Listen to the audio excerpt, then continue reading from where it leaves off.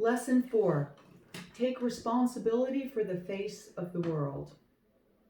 The symbols of today enable the reality of tomorrow. Notice the swastikas and other signs of hate. Do not look away and do not get used to them. Remove them yourself and set an example for others to do so.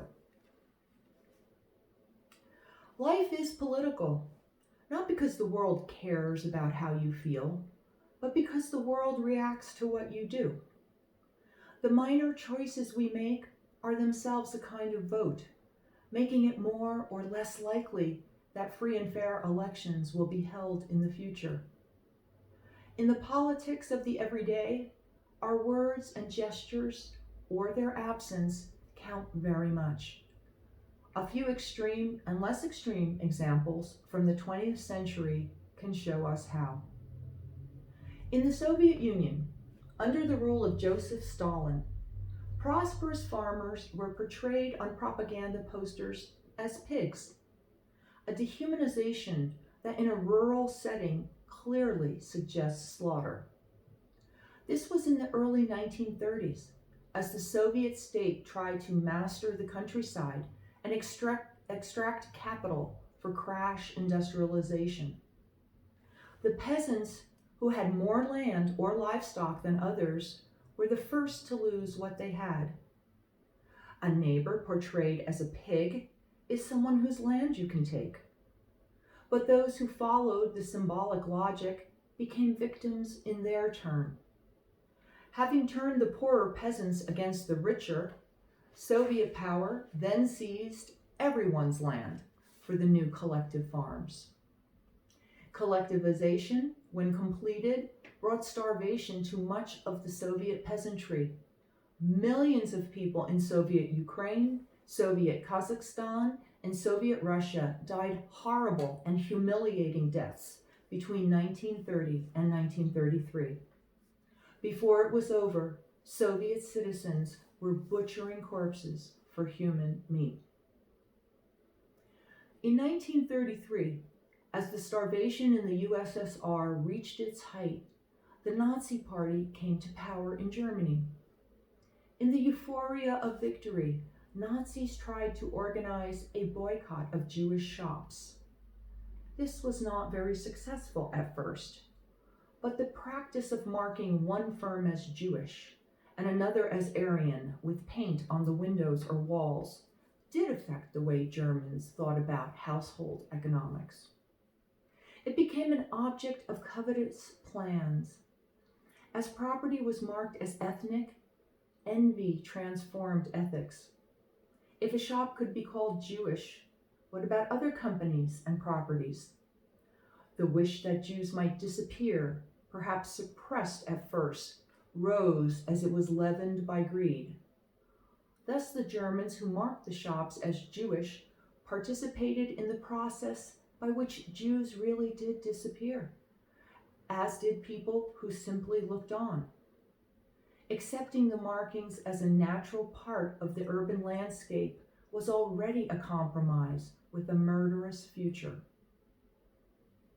You might one day be offered the opportunity to display symbols of loyalty.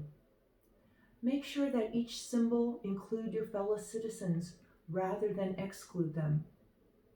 Even the history of lapel pins is far from innocent.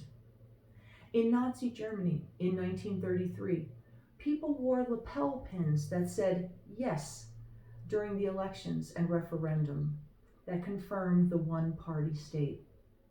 In Austria in 1938, people who had not previously been Nazis began to wear swastika pins. What might seem like a gesture of pride can be a source of exclusion. In the Europe of the 1930s and 40s, some people chose to wear swastikas, and then others had to wear yellow stars. The late history of communism, when no one believed in the revolution anymore, offers a final lesson about symbols.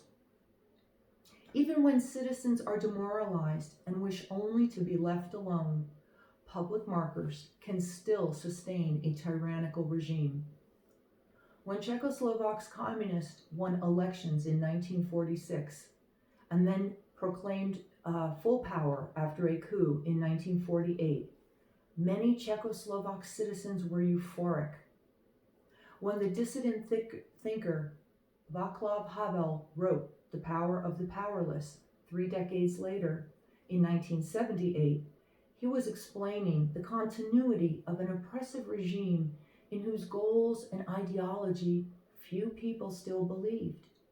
He offered a parable of a greengrocer who places a sign reading, Workers of the World Unite, in his shop window. It is not that the man actually endorses the content of this quotation from the Communist Manifesto.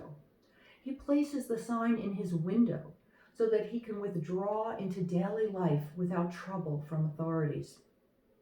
When everyone else follows the same logic, the public sphere is covered with signs of loyalty, and resistance becomes unthinkable. As Havel put it, we have seen the real meaning of the greengrocer's slogan, and it has nothing to do with the text of the slogan. Even so, the real meaning is quite clear and generally comprehensible because the code is so familiar. The greengrocer declares his loyalty in the only way the regime is capable of hearing it. That is, by accepting the prescribed ritual, by accepting appearances as reality, by accepting the given rules of the game, thus making it possible for the game to go on, for it to exist in the first place. And what happens, asked Havel, if no one plays the game?